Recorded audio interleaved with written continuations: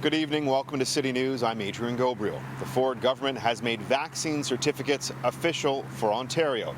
It all gets underway on September 22nd. We begin tonight with the details you need to know.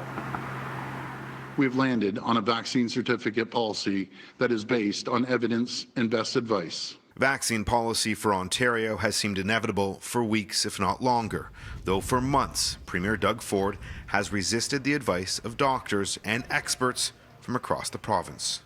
The answer is no. We aren't going to do it. We aren't going to have a split society. Speaking publicly to the media for the first time in 5 weeks, Doug Ford reluctantly rolled out his government's plan. That this is what we have to do right now in the face of this fourth wave. Starting September 22nd, you'll need to show proof of vaccination to enter restaurants, nightclubs, event spaces, gyms, sports facilities, sporting events, concerts, cinemas, casinos, and racing venues.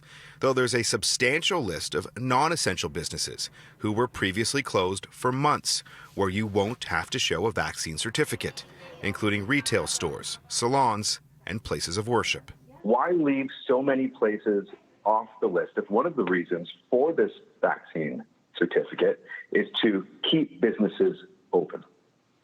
I'll pass that over to Dr. Moore. If the risk increases in other venues, we can add and implement additional measures to protect Ontarians. Children 11 and under who cannot get vaccinated will still be allowed into spaces where a vaccine certificate is required.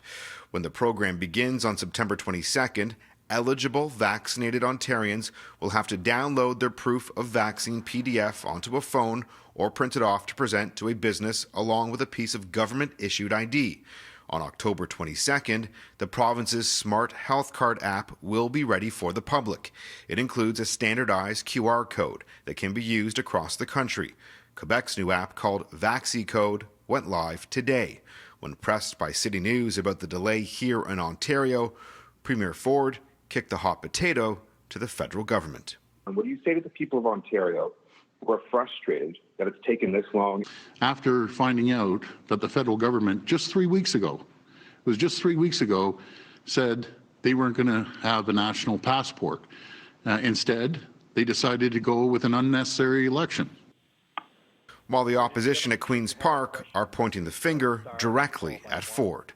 The Premier has obviously been dragged kicking and screaming to this point. So here we are, as I said, last minute Larry.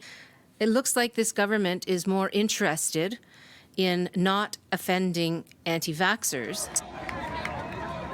As today's announcement got underway outside, protesters and anti-vaxxers took to the streets of Toronto by the hundreds.